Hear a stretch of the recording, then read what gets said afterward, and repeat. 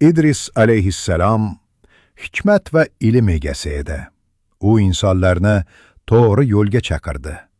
Qalblarga esa iymon nurini olib kirdi. Qadim shaharlarda odamlar uning atrofida jam bo'lishardi. U ularga halollikni, sabrni va yaxshilikni o'rgatardi. Idris alayhissalom insonlarga yozishni o'rgatgan zotlardan edi. Qamish qalam bilan ilk yozuvlar bitildi. Ilm esa insoniyat uchun buyuk ne'matga aylandi. Tunlar kelganda esa uning qalbi Alloh zikri bilan yashardi.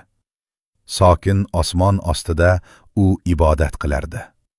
Yulduzlar porlar, sahro shamoli esa uning liboslarini mayin tebratardi. U odamlarning dardini his qilardi. Kambag'allarga yordam berardi. Og'ir kunlarda ham insonlarni tark etmasdi. Chunki uning qalbi mehr va rahim shafqat bilan to'la edi. Alloh esa unga yuksak maqom berdi. Farishtalar orasida uning nomi ulug'landi. Nurli osmonlar sari buyuk yuksalish boshlandi.